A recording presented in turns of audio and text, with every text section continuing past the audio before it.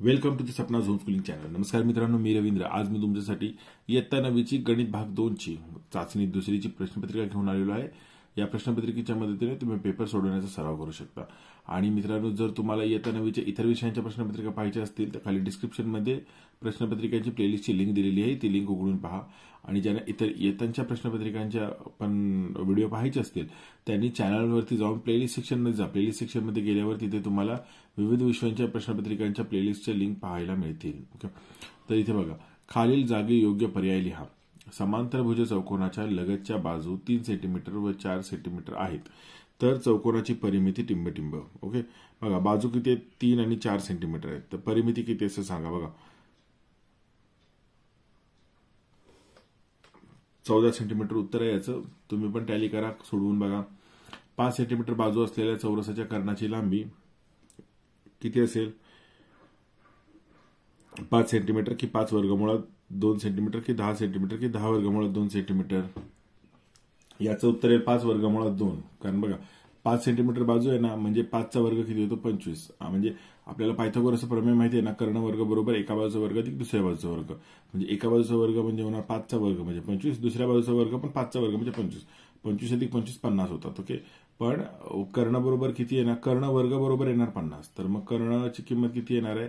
तर 50 चं वर्गमूळ। 50 चं वर्गमूळ म्हणजे 25 आणि 2 जर ठेवली तर 25 चं वर्गमूळ 5 निघतं आणि 2 वर्गमुळात तसेच राहतात, म्हणून 5 वर्गमुळात 2 हे उत्तर आहे।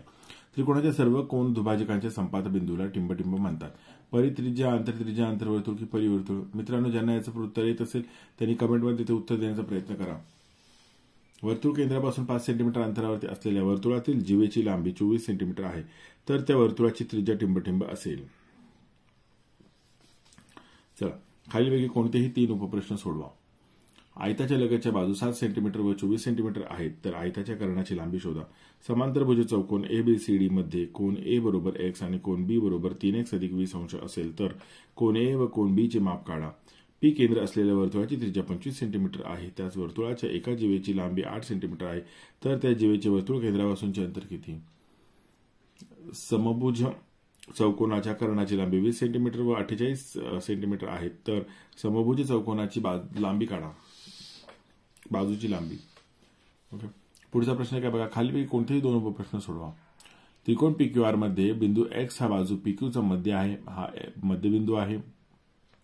बाजू XZ लंब समांतर बाजू QR, बघा XZ समांतर बाजू QR आहे आणि रेख XY समांतर बाजू PR आहे। बघा XY ही PR ला समांतर आहे, तर आणि PQ बरोबर 20 सेंटीमीटर, तर YZ ची किंमत काढा। PQ जर 20 आहे तर आपल्याला YZ ची किंमत काढायची आहे। चला पान 2 वरती जाऊ आता आपण। त्रिकोण XYZ मध्ये XY बरोबर 6.7 सेंटीमीटर, YZ बरोबर 5.8 सेंटीमीटर, XZ बरोबर 6.9 सेंटीमीटर, तर त्रिकोण XYZ काढून त्रिकोण XYZ चे अंतर्वर्तुळ काढा। आकृतीमध्ये मोठ्या वर्तुळाची जीवा AB लहान वर्तुळास बिंदू P आणि Q मध्ये छेदते, तर दाखवा की AP बरोबर BQ। आता इथे पुढचा प्रश्न बघा, चौथा प्रश्न 4 गुणांसाठी एकच प्रश्न सोडवायचा आहे। वर्तुळाचा केंद्रबिंदू आणि जीवेचा मध्यबिंदू यांना जोडणारा रेषाखंड जीवेला लंब असतो, या विधानाची सिद्धता लिहा। किंवा रिकाम्या जागी योग्य माहिती लिहून खालील सिद्धता पूर्ण करा। जर चौकोनाचे सम्मुख कोन एकरूप असतील तर तो चौकोन समांतरभुज चौकोन असतो। तर इथे बघा, हे पक्ष साध्य सिद्धता जे प्रमेय दिले ना, ह्याच्यातलं फक्त आपल्याला रिकाम्या जागा भरायच्या आहेत। याचा स्क्रीनशॉट काढू शकता तुम्ही आणि ते सोडवून बघा। ओके, आणि मित्रांनो, जर काही अडत असेल, काही समजत नसेल, मला नक्की कमेंट बॉक्समध्ये कमेंट करून प्रश्न विचारा। आणि ज्या मित्रांना या प्रश्नांची उत्तर येत आहेत त्यांनी कमेंटमध्ये उत्तर देण्याचा प्रयत्न करा। धन्यवाद।